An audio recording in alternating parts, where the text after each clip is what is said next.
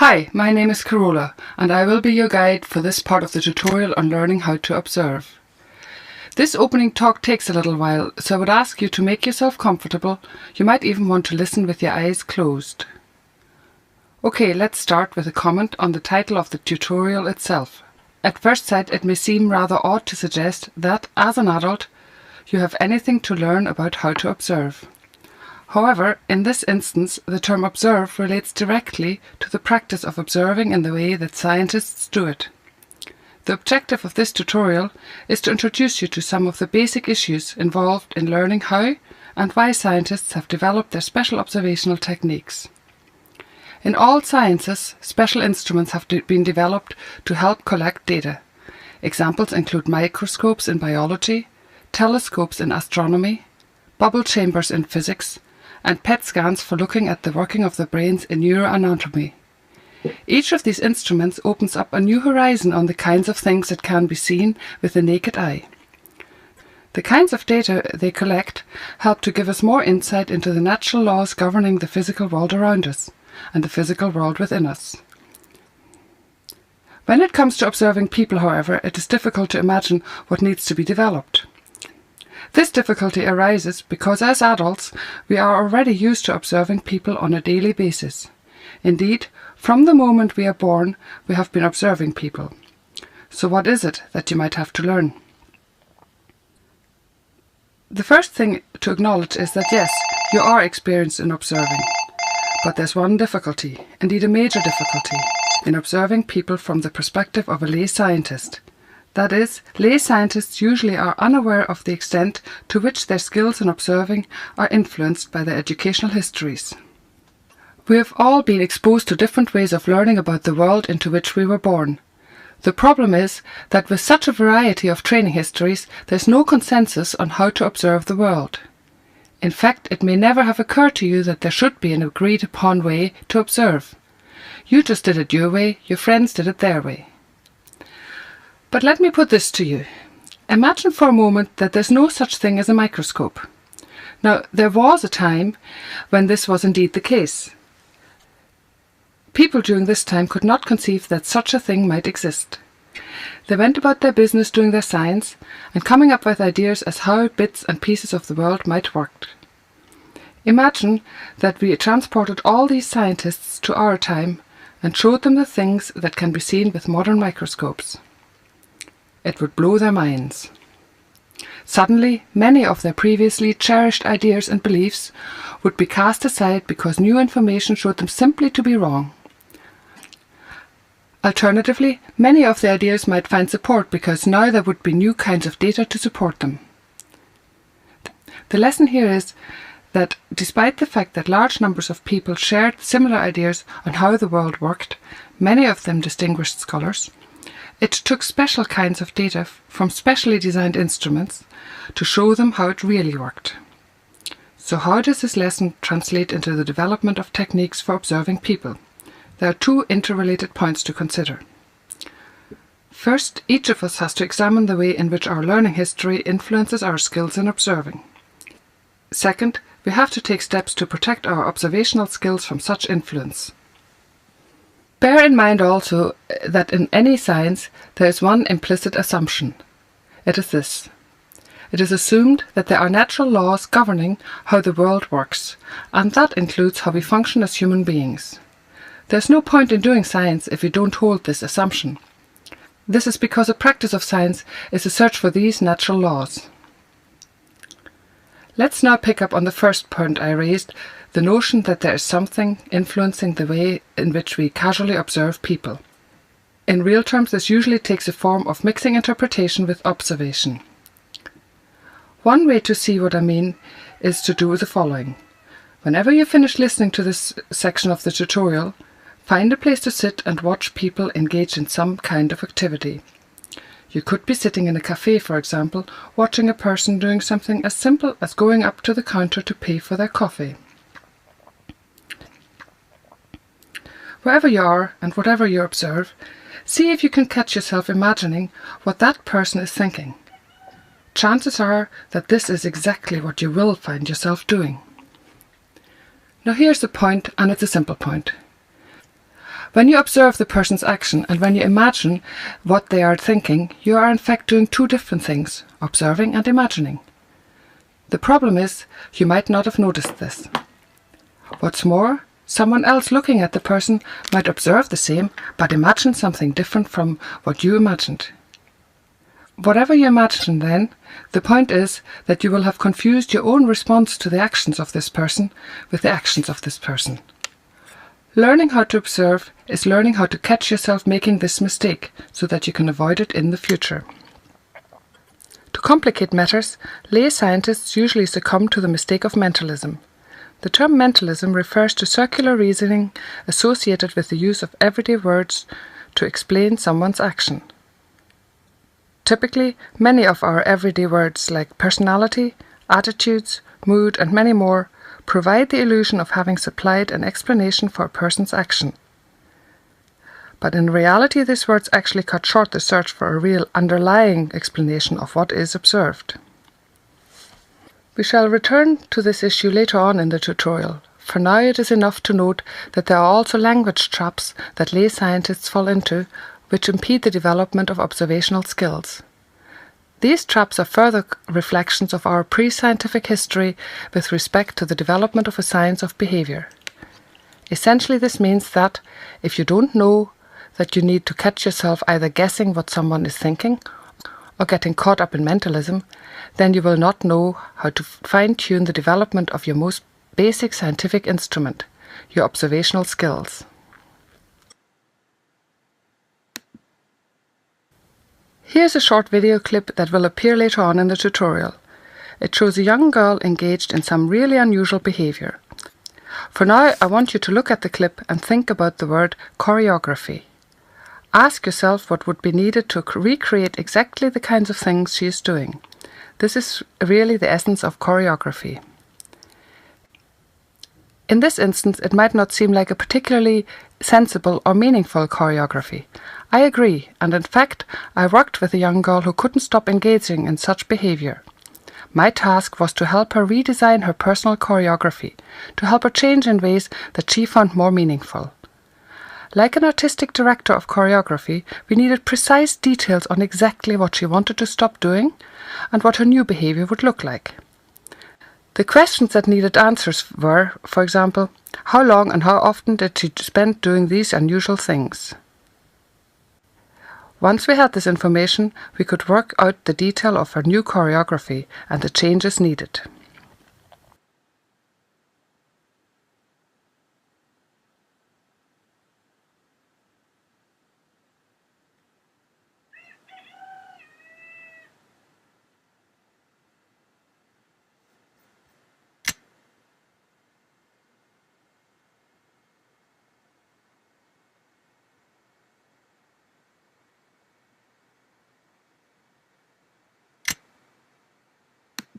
Developing precision is not an activity to be retained exclusively for dealing with unusual behaviors.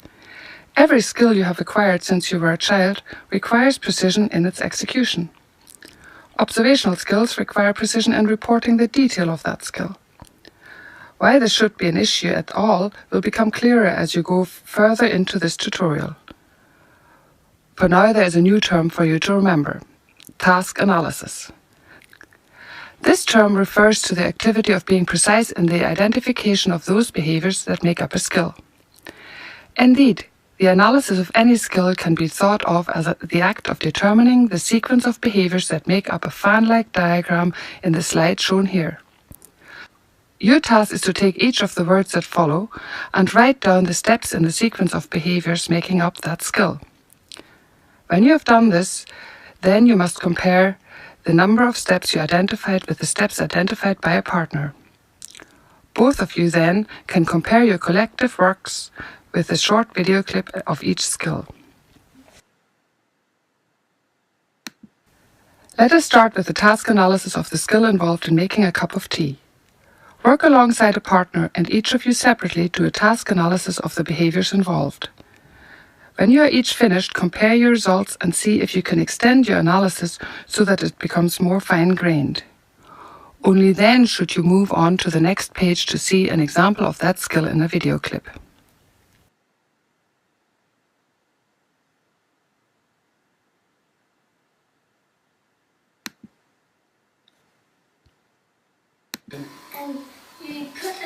bag into the coffee pot and then you boil water in, and then you put some milk into the cup. Pour the coffee and tea in and put some sugar in and mix it around.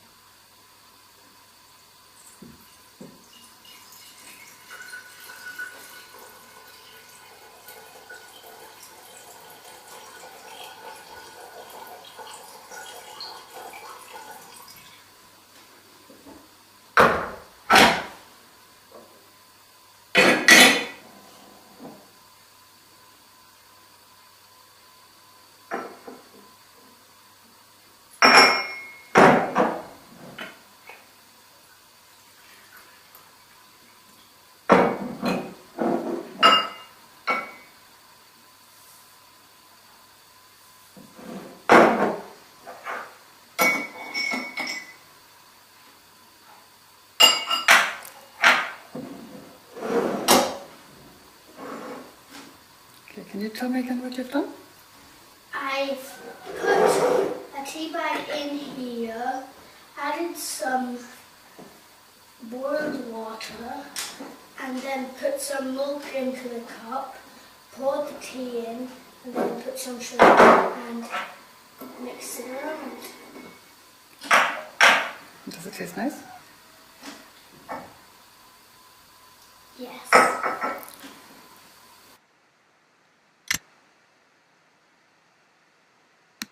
Do the same again with the skill of washing dishes.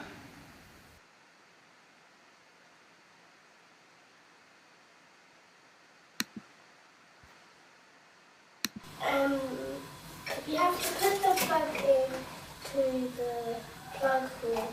You have to turn the water on, put some washing liquid in, clean the cup and spoon and pull the plug out.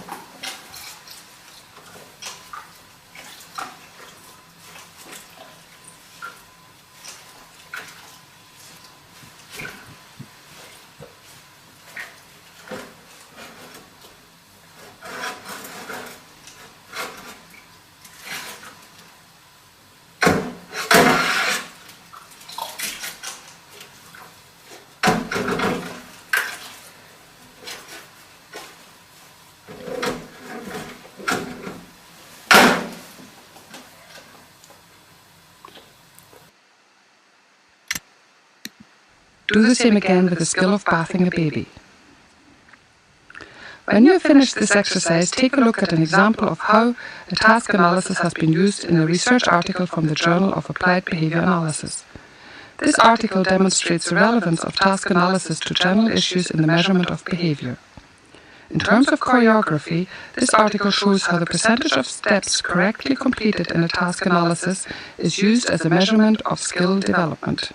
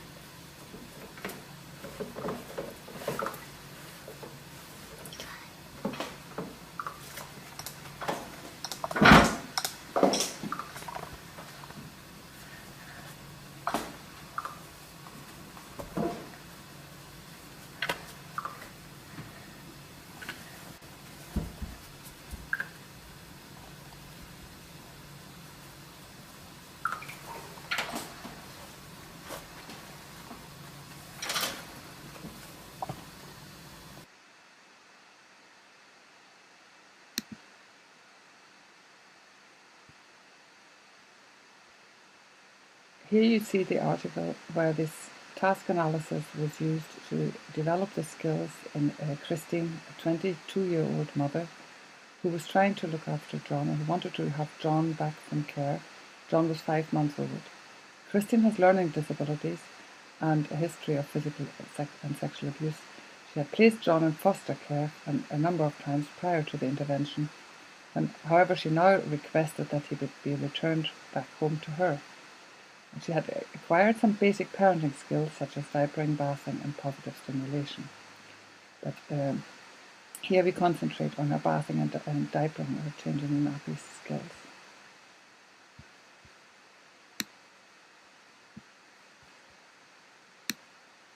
Read this article and have a look at how the task analysis was actually helpful to Christine. And here you have the reference of the Green, Norman, Sarah, Daniels and Lubeck in 1995 Journal of Applied Behaviour Analysis. You can pause the video here to take down a note of that reference.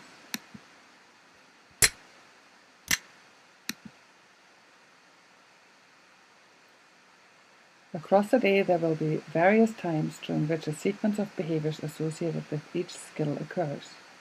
So there might be times when you make tea, maybe there are 2 times when you make tea.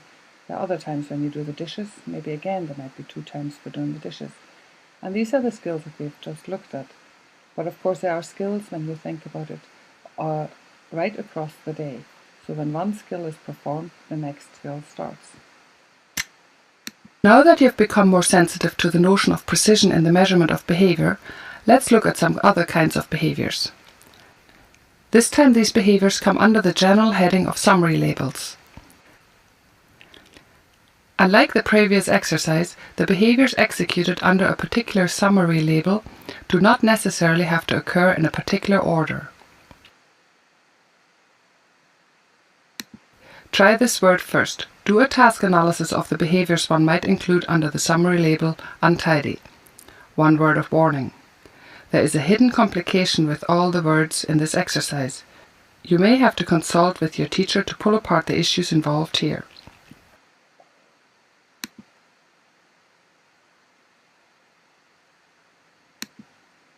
Do a task analysis of each of those words. Pause the video to give you time to do this. It is a good idea for 2 people to work together if you have a colleague, so that you can compare your task analysis with each other. There were 3 main lessons from this section on summary labels. First, as was the case with the exercise with skills, it is possible to develop various degrees of precision in the identification of the behaviours associated with summary labels. The second lesson was that it was impossible to list these behaviours without at the same time including reference to the environment in which they occurred. Just as there were many different ways to be untidy, there were many different situations that make this word appropriate. This fact also shows up clearly the extent to which summary labels are incredibly imprecise in their meaning. We have to be careful how to use these words in a science that demands precision. The third lesson follows from this concern about precision, and it also relates back to something that was said in the introduction about language traps. Remember I mentioned the word mentalism. Well, the kinds of words used here as summary labels have another significant aspect to them. It is this. These words are often used to explain a person's action. For example, we say someone does such and such because they are untidy, or because they are insecure, or because they are disruptive. Used in this way, the word at the top of the fan of the lines in the diagram we have been using is regarded as an explanation for the list of behaviours at the bottom. But this is simply wrong. Any word at the top of the diagram is merely a descriptive term for the list of behaviours at the bottom of the diagram. Unfortunately, much of psychology has not recognised this mistake of mentalism, but that is another story.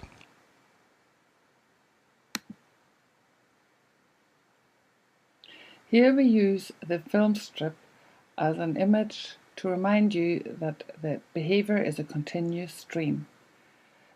Like in a choreography, the word we mentioned earlier when we watched the young girl with her book, reading her book, the choreography of everybody's life plays along an unending behavioral stream. For the analysis of behavior, we take one of the snapshots out of that behavioral stream and put it under the microscope to allow us a more detailed investigation of that particular snapshot in time.